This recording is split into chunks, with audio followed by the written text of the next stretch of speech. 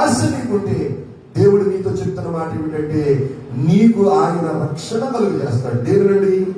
ఇచ్చకపు మాటలు మాట్లాడకుండా, అనవసరమైన మాటలు మాట్లాడకుండా, మన నాలుకను మనము నియంత్రించుకునే సహాయాన్ని ఎవరు చేస్తానంటున్నారు? మనకి దేవుడు చేస్తానంటున్నాడు. ఇప్పుడు చేస్తానని చెప్పిన మాట ఎలాంటిదో చూడండి.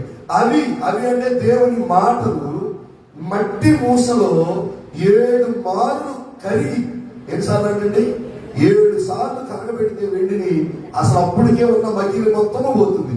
తర్వాత దాన్ని ఏం చేశారంట?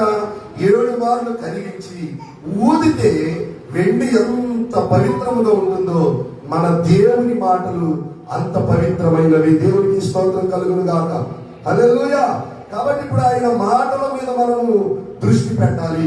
ఇప్పుడు ఆయన చెప్పిన మాట ఏమిటంటే మనకి, మిమ్ములను నేను ఇచ్చకపు మాటలాడే మాటల నుండి నేను మిమ్మల్ని రక్షిస్తాను, దుష్టుల మాటల నుండి నేను మిమ్మల్ని రక్షిస్తాను, మీరు చెడిపోయిన మాటలు మాట్లాడకుండా మీ పెదవులను మీ నాలుకను నేను కాపాడుతాను అని చెప్పి దేవుడు అంతా ఏం చేస్తున్నారంటే వాగ్దానం చేస్తున్నారు.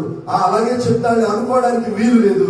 ఎందుకంటే ఆయన మాటలు పరిశుద్ధమైన మాటలు, ఆయన మాటలు పవిత్రమైన మాటలు. చూడండి, అవి మట్టి మూసలో 7 మార్లు కరిగి ఊదిన వెండి అంతా పవిత్రములై ఉన్నవి.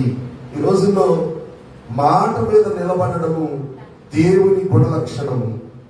మనము కూడా సాధ్యమైనంత వరకు యాజ్ పాసిబుల్ యాజ్ మనము ఏదైనా మాట ఇస్తే ఆ మాట నెరవేర్చడానికి మనం కట్టుబడి ఉండాలి.